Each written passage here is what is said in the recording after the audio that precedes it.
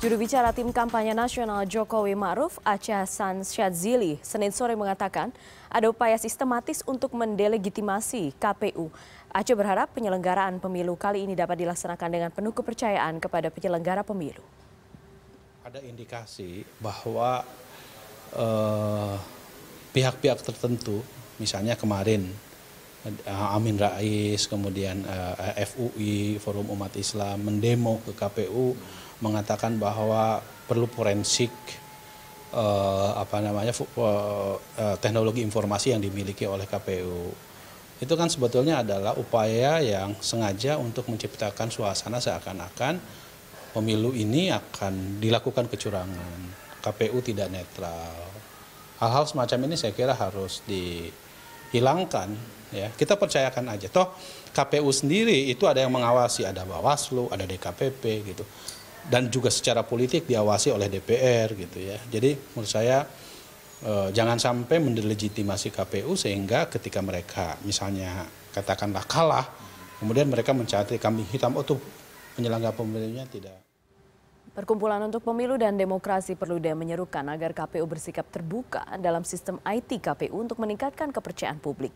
Ini menanggapi tuntutan audit sistem IT oleh Amin Rais saat aksi doa bersama di depan kantor KPU Jumat lalu.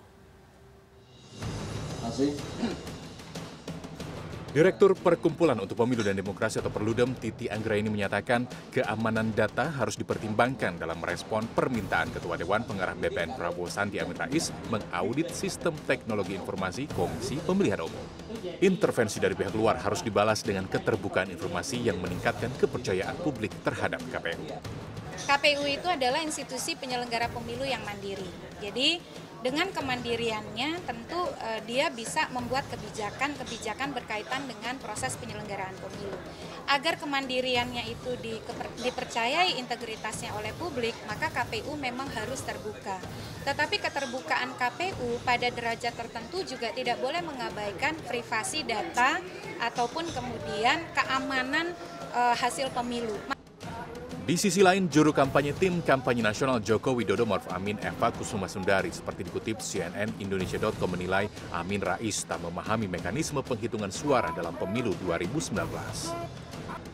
Politikus PDIP itu menambahkan Amin Rais juga tak memiliki kedudukan hukum untuk melakukan audit karena hanya dapat dilakukan secara resmi melalui komisi atau badan akuntabilitas keuangan negara di DPR. Sebelumnya desakan agar dilakukan audit IT KPU dilontarkan pertama kali oleh Amin Rais saat aksi apel siaga umat yang dihelat FUI di depan kantor KPU Jumat lalu. Amin menyatakan pihaknya akan mendatangi kantor KPU untuk memeriksa sistem itu pada awal April untuk mengetahui sistem teknologi penghitungan suara. Memperingatkan awal April tim Adil Makmur akan datang dengan full force IT-nya ya. Kita akan meminta audit forensik IT terakhir. Ya. Kalau nggak mau berarti memang ada niat curang. Ya. Jadi saya belum bisa mengatakan ada curang apa tidak, sekalipun gejala-gejala itu sudah kelewatan terkenal, ya, terang benderang, tapi kita masih husnudon. Ya. KPU sendiri telah merespon dengan mengatakan tuntutan Amin Rais itu tidak relevan. Komisioner KPU Pramono Ubaid kepada CNN Indonesia.com beralasan dalam menetapkan hasil pemilu, KPU masih menggunakan prosedur manual bukan secara elektronik. Usulan audit sistem IT KPU kembali muncul 1 bulan menjelang pemilu serentak. Audit dinilai bisa menumbuhkan rasa kepercayaan publik sekalipun tetap harus menjaga data-data yang bersifat rahasia. Namun ada yang perlu dipastikan kemudian audit sistem ini dilakukan untuk pemilu bersih bukan untuk mendelegitimasi KPU. Kita bahas malam ini bersama narasumber ada Mbak Titi Anggraini, Direktur Eksekutif Perludem. Mbak Titi, selamat malam. Selamat malam. Terima kasih sudah hadir di sini. Kemudian ada Mas Sigit Widodo, tim kampanye nasional Jokowi Ma'ruf Amin. Mas Sigit, selamat malam. Terima kasih sudah hadir dan juga ada Mas Ferry Juliantono, juru bicara BPN Prabowo Sandi. Mas Ferry, terima kasih sudah hadir di sini. Selamat malam. Dan melalui sambungan telepon ada Pramono Ubaid, Mas Pramono, Komisioner KPU. Selamat malam, Mas Pram. Selamat malam, Mbak Putri. Putri. Ya. Putri, Mas Sigit, Mas Ferry, Iya, Mbak Titi. sama-sama. Ya, Mas Pram, sudah ada permintaan dan ini adalah mungkin kesekian kalinya kalau yang kami lihat di media sudah ada beberapa kali yang membicarakan soal ini, audit IT. Sudah ada pertimbangan soal ini atau belum, Mas Pram? Ya, jadi pertama kami perlu sampaikan bahwa kita memang membangun SIPONG namanya, Sistem Informasi Penghitungan. Nah, ini memang alat bantu yang tujuannya sebenarnya hanya terbatas hanya 3 hal. Pertama, informasi yang tepat kepada publik tentang hasil-hasil perolehan suara di tiap TPS dan hasil rekap secara berjenjang. Kemudian yang kedua terkait dengan transparansi kita, jadi nggak ada yang kita tutup-tutupi hasil dari setiap TPS. Lalu kemudian yang ketiga juga sebagai mekanisme kontrol yang itu bisa di-download oleh siapa saja sehingga nanti dari partai-partai, dari calon DPD, dari pihak manapun itu boleh mendownload itu. Artinya audit ini apakah perlu atau tidak? Jadi sebelum sampai ke situ, KPU untuk yang 2019 ini sudah pernah mengundang seluruh perwakilan partai politik dan pasangan calon presiden dan wakil presiden sekitar sebulan yang lalu saya kira terkait dengan desain situng kita. Jadi itu sudah kita jelaskan bahwa prosedurnya begini, tujuannya ini, itu sudah kita sampaikan dalam pertemuan di kantor KPU waktu itu. Lalu kemudian nanti berikutnya kalau sistem ini sudah terbangun, sudah jadi, tentu akan kita undang lagi perwakilan dari partai politik seluruhnya dan dari perwakilan pasangan calon presiden dan wakil presiden untuk mempraktekkan secara bersama bagaimana mekanisme ini dan sekaligus juga bisa diperiksa prosedur kerja dari sistem kita ini gitu. Jadi memang itu sudah ada di rencana kita. Oke, sudah ada di rencananya sekalipun bukan mungkin term yang dipakai bukan audit ini bentuknya, tapi akan kemudian dijelaskan. Apakah kemudian sekarang hal yang seperti ini juga cukup menjawab keresahan dari BPN, Mas Ferry? Yang pertama, kasus ini kan muncul belakangan ini karena ada peristiwa yang di Sukabumi kemarin. Itu data kependudukan di mana warga negara Tiongkok kemudian terdaftar menjadi ada di daftar pemilih tetap dan kemudian ribut setelah dikonfirmasi ternyata yang bersangkutan ternyata terdaftar sebagai pemilih di lokasi tersebut. Artinya sebenarnya dari data mentahnya saja itu sudah ada persoalan. Kemudian kedua kan flowchartnya itu setelah data tersebut terkonfirmasi betul, ini forensiknya sebenarnya auditnya juga harus sampai dengan data kependudukannya juga, dimulai dari situ. Kemudian transformasi secara perhitungan itu kan sebenarnya kan perhitungannya dari TPS itu dilakukannya manual, kemudian berjenjang. Nah, kita kurang tahu persis apakah kemudian ini juga akan informasinya ini dari TPS langsung ke KPU pusat, kemudian secara real time itu bisa kita ketahui pada saat itu juga, atau ternyata memiliki jeda. Nah, yang menjadi persoalan ketika sistem teknologi informasi ada jedanya, itu kan perlu diteliti apakah ada persoalan tentang teknologinya atau juga bisa juga karena kemungkinan diretas oleh pihak luar dan lain sebagainya. Tetapi apa yang ingin disampaikan oleh masyarakat, oleh Badan Pemenangan Nasional, keinginan untuk melakukan audit itu untuk tujuannya adalah untuk menempatkan KPU supaya bisa kredibilitasnya makin baik. Karena soal ini kan penting banget. Dan tadi disampaikan juga kalau misalkan ada simulasi akan nanti mengundang, menurut saya itu karena itu yang sebuah ditunggu teknologi berarti kalau nggak disimulasikan kita nggak ngerti gimana. Nah, kalau itu yang ditunggu KPU bagus kan dia coba ini dia demonstrasikan ini dari TPS, kemudian rekapitulasi manualnya seperti ini, pengiriman informasi basis TI-nya itu seperti apa, real time-nya seperti apa, jedanya berapa lama, itu kita semua perlu tahu. Demonstrasi ini penting. Nah, itu bisa mulai dari situ. Tapi tadi audit forensik yang kami maksudkan juga adalah mengenai data kependudukan. Mengenai data kependudukan, di DPT ini ada kasus yang kemarin di Sukabumi itu membuktikan bahwa ada persoalan di situ juga. Oke, data kependudukan itu hal lain, tapi kita akan fokus soal ini. TKN kira-kira memikirkan ini perlu atau tidak? Mas Sigit, kita sekarang jeda dulu ya. Nanti setelah jeda baru dijawab. Tetap bersama kami, CNN Indonesia Prime News.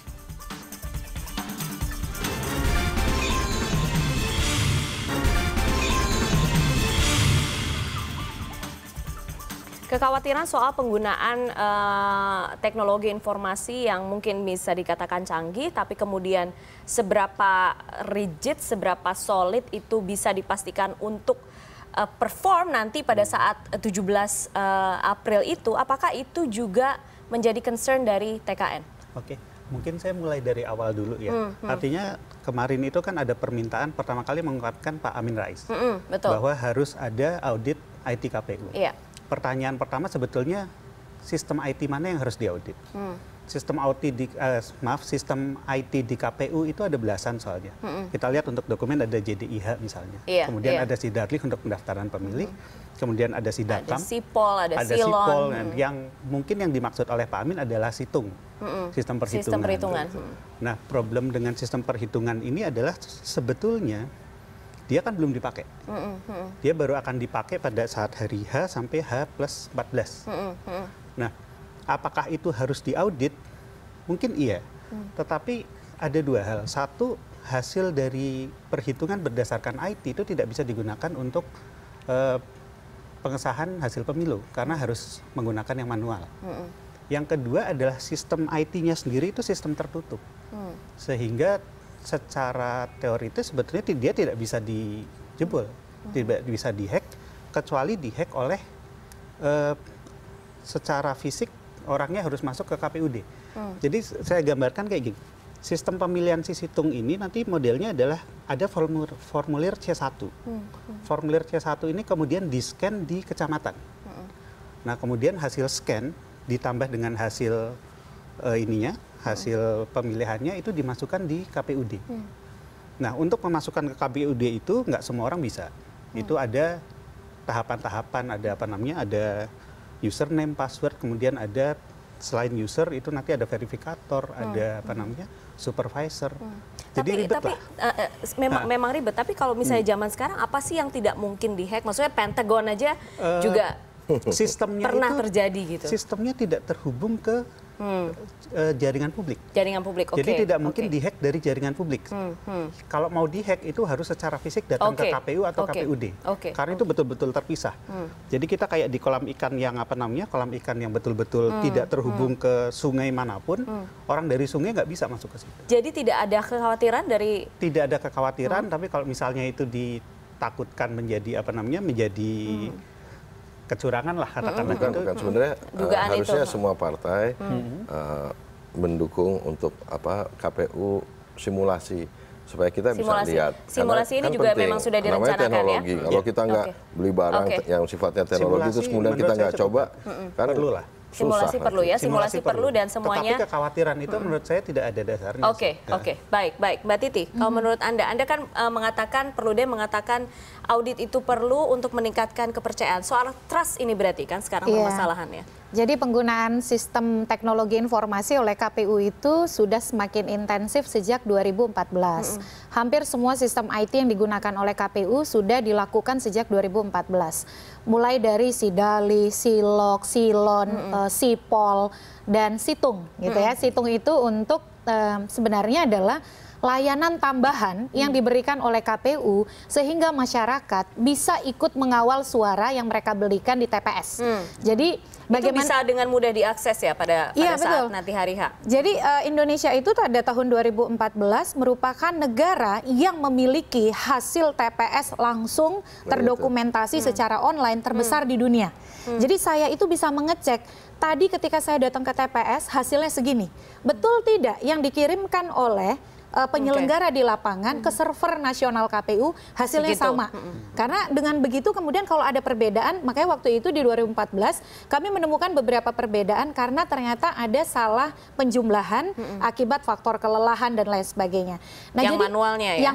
Yang manual yang di-scan itu. Nah, jadi yang di-scan itu adalah hasil C1 TPS. Nah, situng ini intinya adalah transparansi yang kemudian diharapkan akan diikuti oleh partisipasi masyarakat untuk menjaga akuntabilitas dan integritas pemilu.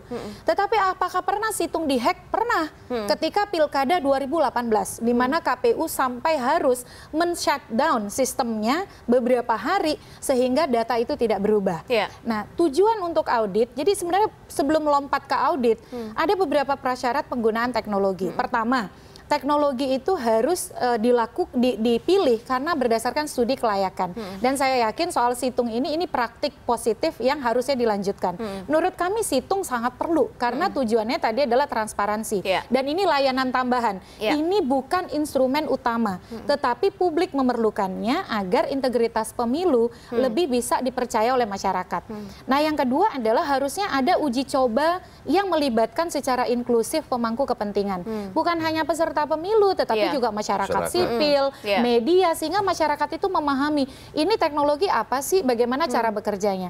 Dan yang ketiga, audit memang diperlukan untuk memastikan keamanan. Yang kedua, integritas data yang ada di dalamnya, begitu. Yang ketiga, efektivitas kerjanya. Tetapi audit itu harus dilakukan oleh pihak yang independen, yang memang punya kapasitas untuk melakukan itu, dan bukan oleh peserta pemilu. Karena kalau peserta pemilu, sekali lagi dia partisan, kan, bisa saja gitu. Nah, audit ini memang kalau dulu 2014 audit itu diberikan kepada BPPT karena kan adalah organ negara yang memang bertanggung jawab untuk itu. Jadi yang diperlukan menurut saya, satu sisi kita harus memaknai apa yang disarankan oleh Pak Amin Rais sebagai input positif bahwa KPU ini harus serius loh nyiapin situng, jangan main-main loh, situng ini harus diprioritaskan karena ini salah satu menurut saya instrumen yang sangat positif untuk keterlibatan publik di dalam menjaga akuntabilitas pemilu. Karena tadi menjaga hasil. Tetapi yang kedua juga permintaan untuk audit itu harus ditempatkan pada koridor untuk meningkatkan kualitas pemilu. Bukan kemudian ya karena ada praktek curang, ada sedot data dan lain sebagainya. Justru dengan adanya situng, masyarakat itu nggak perlu sedot-sedotan, semua sudah disediakan. Tapi juga menarik kalau misalnya kita lihat sekarang, karena kalau misalnya kita lihat pernyataan Pak Amin itu kemudian Mas Ferry ada embel-embel ya, kalau misalnya tidak mau ya patut dicurigai ada kecurangan. Itu kan kemudian yang kemudian menjadi perdebatan sekarang. Nanti ya setelah jeda.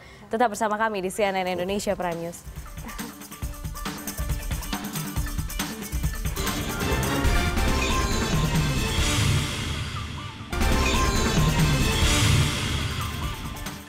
Anda kembali bersama kami di CNN Indonesia Prime News. Saya akan kembali ke Mas Pram. Mas Pram mungkin mendengar tadi kita pada saat jeda di sini sempat bingung ini memasukkan suara, jumlah suara, scan-nya di tingkat apa, itu sepertinya juga bahkan bagi para peserta pemilu, para pemangku kepentingan masih belum jelas soal ini, Mas Pram.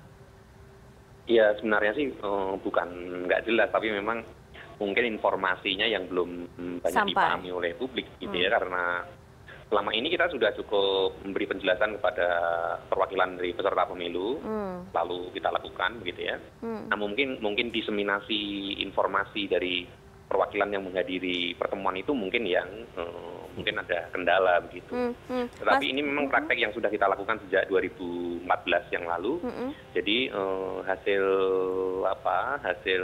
perolehan suara di setiap TPS itu nanti dikumpulkan di KPU kabupaten kota untuk dilakukan scanning. Nah, dari scan itu nanti hasil scan itulah nanti yang kemudian diupload ke sistem ini. Jadi nanti secara nasional akan bisa ketahuan di TPS sekian, desa apa, kecamatan apa, perolehan suaranya hasilnya berapa gitu. Nah, itu bisa dicek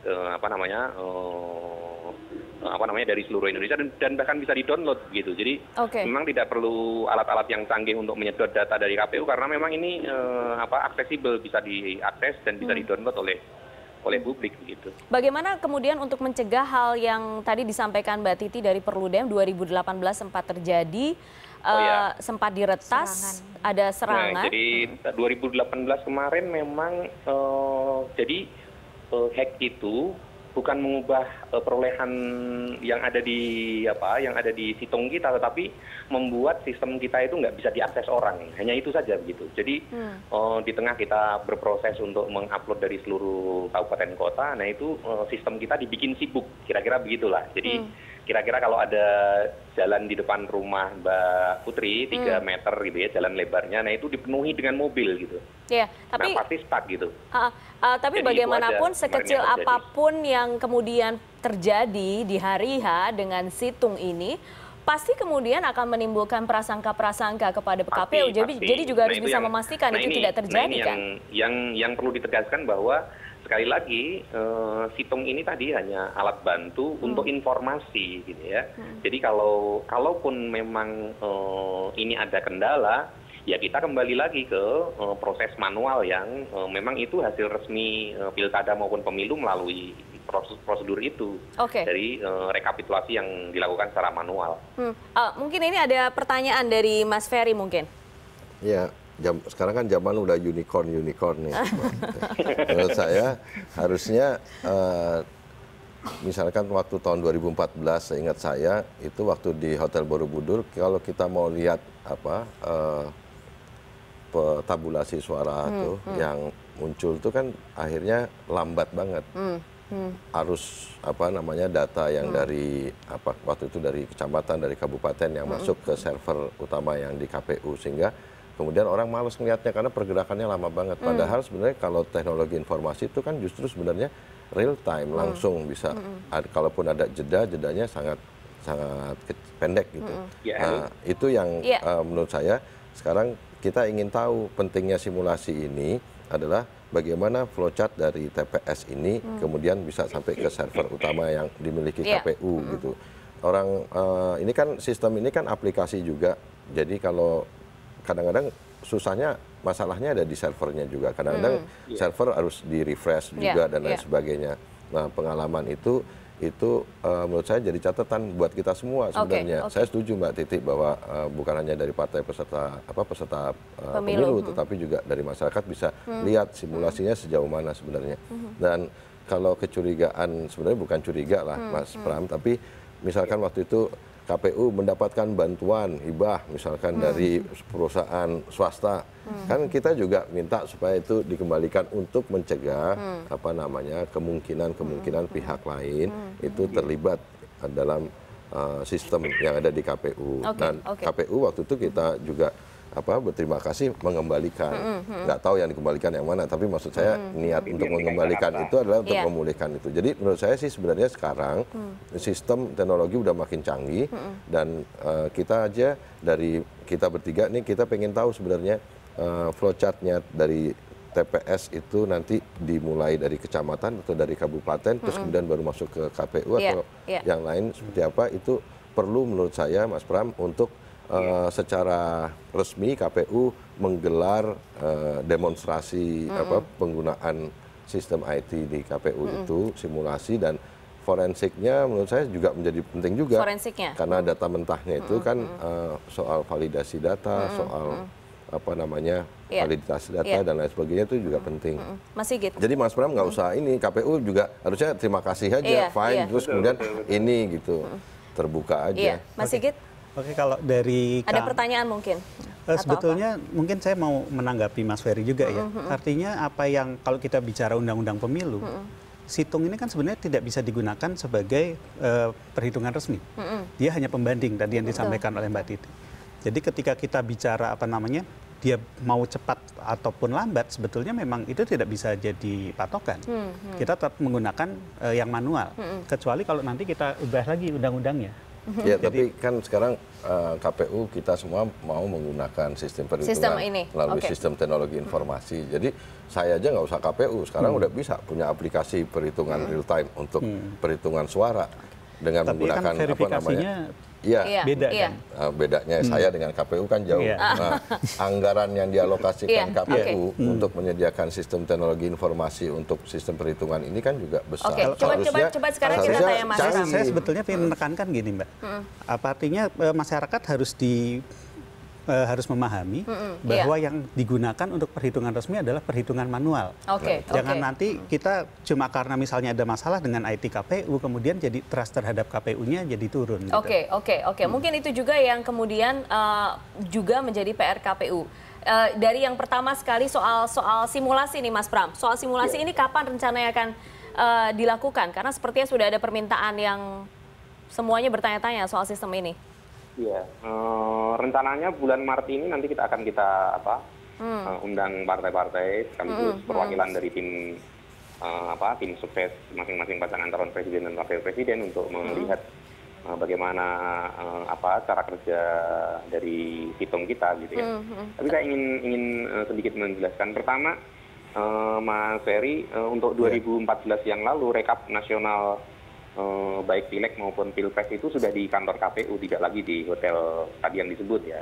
Di hotel itu terakhir kita gunakan itu pemilu 2009 dan 2014 sudah di kantor KPU. 2014 sudah di kantor KPU. Iya, Mas. Maaf, Mas. Nah ini juga sekaligus ingin dan 2019 itu juga rencananya kita akan tetap di kantor KPU saja. Gitu. Iya. Mas Pram, kemudian bagaimana dengan pertanyaan seberapa cepat kemudian data? Memang itu bukan yang akan digunakan yang resmi, tapi kan tetap itu update-nya dinanti gitu. Karena ini jangkauan, kalau pemilu nasional itu kan jangkauannya dari Sabang sampai Merauke ya. Tentu tantangan secara geografisnya memang yang berat, Mbak. Betul. Kalau DKI Jakarta, kita punya pengalaman DKI Jakarta di 2017 pilkada, itu putaran pertama itu 2 kali 24 jam selesai.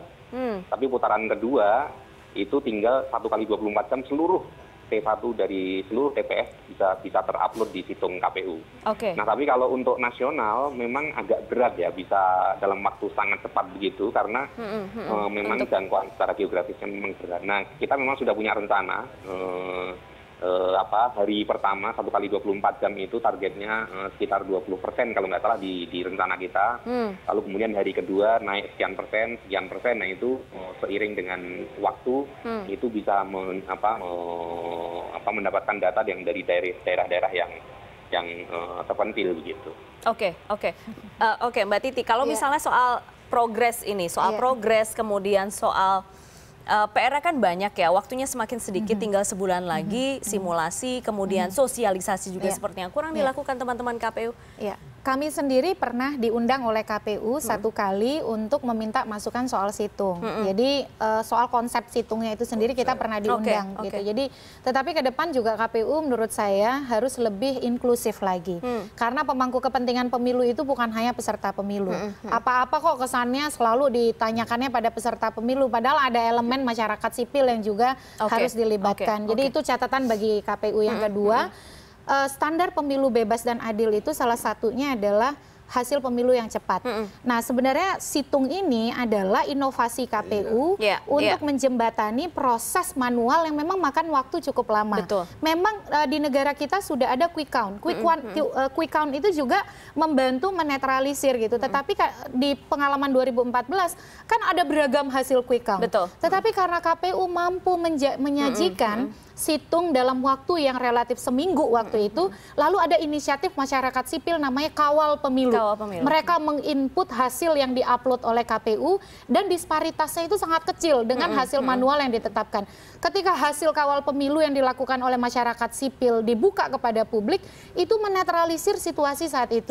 Masyarakat kemudian melihat, oh ternyata hasil yang dari penjumlahan manual hasil yang diinput oleh masyarakat dan kemudian dibantu dengan situng itu diperoleh, itu kemudian menciptakan situasi yang lebih stabil. Nah, jadi ini yang pentingnya, yang penting dari situng itu makanya betul pesan kepada KPU, situng ini menjadi alat untuk ikut menjaga kredibilitas pemilu kita. Serius, prioritaskan dan siapkan keamanannya dengan baik. Siapkan keamanannya dengan baik. Itu juga mungkin harapan dari teman-teman para para peserta pemilu ya. Tunggu undangan ya. Tunggu undangan, demonstrasi dan simulasi termasuk kalau tunggu undangan untuk demonstrasi dan simulasi. Terima kasih kalau begitu. Kita lihat kapan akan diundang. Media juga diundang ya Mas Pram? Masih bersama kami, sepertinya sudah terputus Mas Pramono Ubay. Oke, media juga diundang ya Mas Pram untuk simulasinya? Iya. Oke, Biasanya baik. memang kita undang. Baik, Mas Pram terima kasih banyak dari KPU, Mas Sama-sama. Ferry terima kasih. Sama-sama, Mas Mbak Putri. Sigi terima kasih, Mbak Titi terima kasih banyak. Dan CNN Indonesia Prime News akan segera kembali.